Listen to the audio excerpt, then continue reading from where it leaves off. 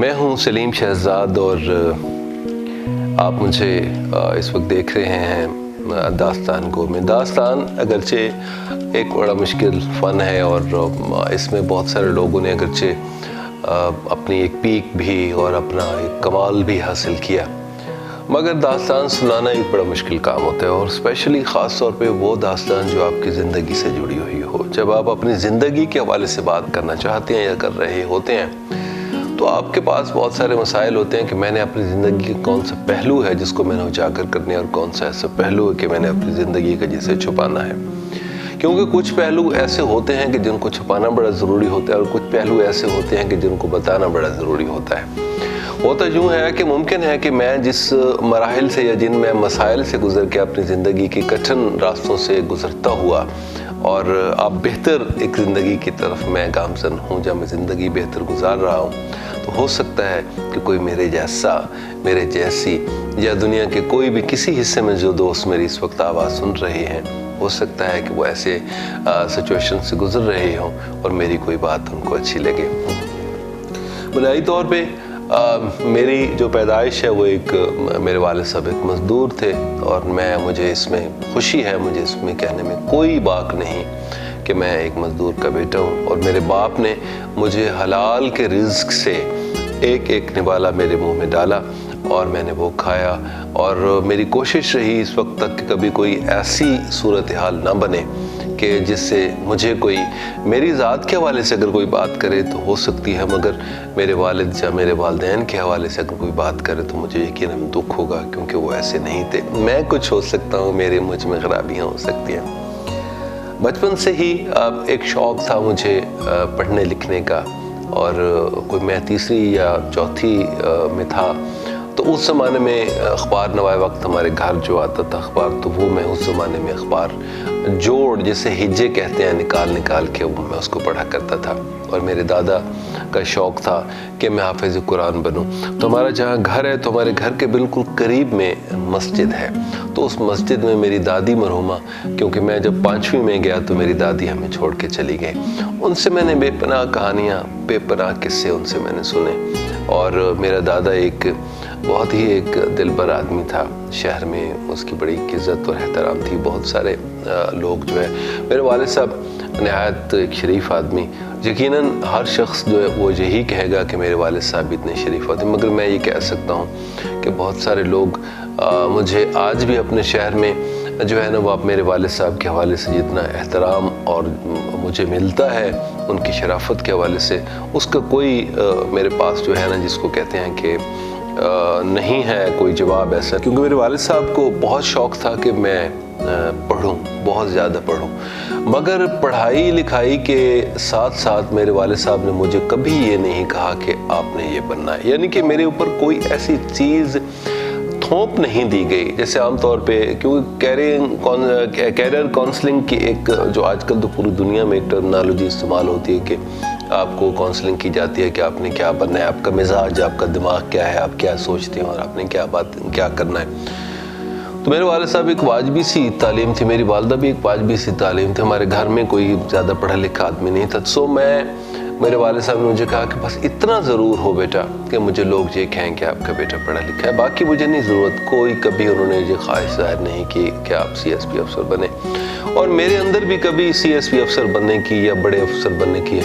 ہاں یہ ضرور تھی کہ کم از کم جو ہے نا مجھے کسی حوالے سے میری جو پہچان ہندسوں کی بجائے میری ذاتی ایک شناخت جو ہونی چاہیے، میرے چہرے سے لوگ جو ہے وہ مجھے پہچان سکیں کہ میں فلاں ہوں۔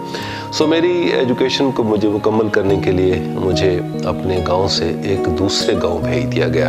سلطان کروڑی، اسے چھینا کے نام سے جانا جاتا ہے، جہاں میرے ماموں کا گھر تھا، اور وہاں میرا ماموں جو ہے وہاں ہیڈ ماسٹر سے اسکول میں۔ یہ اگر آپ کبھی لیا جائیں کروڑ اور سامٹیا کی طرف جائیں تو اس راستے میں یہ شہر پڑتا ہے، تو ایک ہی جو ہے وہ بس اور ایک ان کو ڈبے کہتے تھے ریل سے ہم جو ہے میں اپنے گاؤں سے جایا کرتا تھا وہاں سلطان کروڑی۔ تو میں جب پہلی بار گیا تو ابھی بہت ہی ایک نفیس سا، ایک پتلا دبلا سا ایک بچہ، 6 کلومیٹر ریت تھی جو مجھے پھانک کے پہلی بار اپنے ماموں کے گھر جانا پڑا۔ تو اس کے بعد اگلے دن جب میں چھٹی میں گیا تو مجھے دوسرے سکول بھیج دیا گیا، تو مجھے 6 کلومیٹر کا یہ ریت کا صحرا روزانہ جو ہے مجھے چلنا پڑتا تھا، اور ایک بس آتی تھی، اس بس کے اوپر بیٹھ کے مجھے ہائی سکول جانا ہوتا تھا۔ بس کیا ہوتی تھی؟ بس نام کی بس ہوتی تھی، اس کی چھت پر، اس کے ارد گرد انسان ہی انسان ہوتے تھے، اور صرف انسان ہی نہیں ہوتے تھے، اس میں بھیڑیں، بکریاں اور دیگر سامان بھی لوگ دوسرے شہر جس میں سکول تھا اس میں لے کے جا رہے ہوتے تھے، بکر کہ جناب وہاں جا کے اس کو فروخت کریں گے کہ یا ساری چیزیں وہاں پہ ہوں گی۔ تو بڑی ایک مشکل جو ہے وہ ہوتی تھی۔ اب تو اگر اس روڈ پہ جا کے اگر آپ دیکھیں تو بہت زیادہ خوشحالی ہے، وہ روڈ بڑا جو ہے اس کو بہترین کر دیا گیا۔ یوں میں نے اپنی جو ہے اسی شہر سے میں نے میٹرک پاس کیا، پھر میں پھر واپس اپنے گاؤں آیا، تو میں نے وہاں پہ ایڈمیشن لیا اپنے جو میرے گاؤں کا کالج تھا، مگر وہاں پہ پھر مزہ نہیں آیا، تو میرے والد صاحب نے کہا کہ آپ پنڈی چلے جائیں، تو گورنمنٹ کالج یہاں پنڈی میں آیا تو اپنے ایڈمیشن کے لیے۔ اس کے بعد سیٹلائٹ ٹاؤن راولپنڈی میں نے اپنے پیپر یہاں بھی اپنے جمع کر، دونوں جگہ پہ میرا ایڈمیشن ہو گیا۔ تو سیٹلائٹ ٹاؤن کو پریفر کیا، تو یہاں پہ میں نے 1 سال جو ہے جی وہ لگایا وہاں پہ کہ میں یہاں سے پھر جو ہے مجھے واپسی کرنا پڑی کہ شہر میں آ کے شاید مجھے لگا یا میرے گھر والوں کو لگا کہ شاید میرے مزاج میں کچھ اور، وہ ایک چھوٹے شہروں سے جب آپ بڑے شہروں میں جاتے ہیں تو آپ اپنے آپ کو وہاں مرج ہوتے ہوئے دیکھتے ہیں کہ شاید کہیں آپ گم ہو رہے ہیں۔ بڑے شہر تو ویسے بھی جنگل کی طرح ہوتے ہیں، خیر اس کے اوپر ہم بات ضرور کریں گے۔ پھر وہاں سے پھر مجھے واپسی کا سفر، پھر میں گورنمنٹ کالج بکھر سے میں نے جو ہے وہاں جا کے میں نے گریجویشن کی، اور میں وہاں بہت سارے وہاں پہ دوست تھے جو میرے ساتھ۔ اس دوران میں نے کیونکہ ایک تنہائی تھی، میرے والدین وہاں دوسرے گاؤں میں تھے، میں ایک تیسری جگہ پہ موجود تھا، تو اور تو میں کچھ کر نہیں سکتا تھا۔ راتیں ساری رات جاگ کے ایک عادت ہو گئی، جگرتے ہماری جو ہے حصہ بن گئے، اور رات کو دیر سے تو پھر میں نے سوچا کہ کوئی ایسا کام کیا جائے کہ جب اپنے آپ کو یوں دیکھا کہ اب کوئی وہ نہیں ہے، تو راتوں کو تو جاگنا ہے، تو اور کچھ نہ کر سکا، تو وہ جو تنہائی کی راتیں تھیں تو میں نے چھوٹے موٹے کچھ شعر کہنا شروع کر دیے۔ شاعر میں ہوں یا وہ میرے شعر تھے یا یہ شعر ہیں، یہ ایک الگ بات ہے، اس کا فیصلہ میں نے نہیں کرنا، آپ نے کرنا ہے یا وقت نے کرنا ہے کہ میں شاعر ہوں یا میں شاعر نہیں ہوں، مگر میں نے شاعری ضرور شروع کر دی۔ اور مجھے یاد ہے کہ وہ جو میرا پہلا وہ جو شعر تھا کہ رات میں چھوڑے والی جھلی سمپوں میں ہا، میں نو نرواں میں آتے آپ کی نروں میں، یہ ابتدائی جو ہے وہ اشعار میں سے میرا جو ایک سرائکی کا ایک شعر تھا۔ یوں ایک زندگی کا جسے کہتے ہیں کہ ایک آغاز شروع ہوا، میں بطور شاعر کے یوں میں نے کام جو ہے وہ شروع کیا۔ پھر میں نے یہاں اسلام آباد میں آ گیا،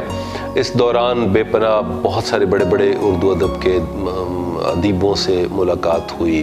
اور پھر اسی دوران میں فنون میں برادر محترم منصور افاق جو مجلس ترقی ادب کے سربراہ ہیں، ان کے توسط سے مجھے احمد ندیم قاسمی صاحب کے فنون میں چھپنے کا مجھے موقع ملا۔ میں پاکستان کے کم عمر ترین شاعروں میں تھا کہ میں وہاں چھپتا رہا۔ پھر یہاں اسلام آباد آ گیا، تو اسلام آباد میں آ کے میں نے یہاں سے ایک یونیورسٹی سے میں نے ایم ایس سی اینتھروپولوجی کیا، پھر ایم فل اینتھروپولوجی کیا، پھر کہیں درمیانے میں کہیں پی ایچ ڈی میری رہ گئی، وہ کسی محبت کی نظر ہو گئی، لیکن کوشش تھی کہ اس کو مکمل کریں گے، مگر شاید وہ ہمارے نصیب میں۔ شاعری میں کیوں کرتا ہوں، شاعری میں نے کس لیے کی،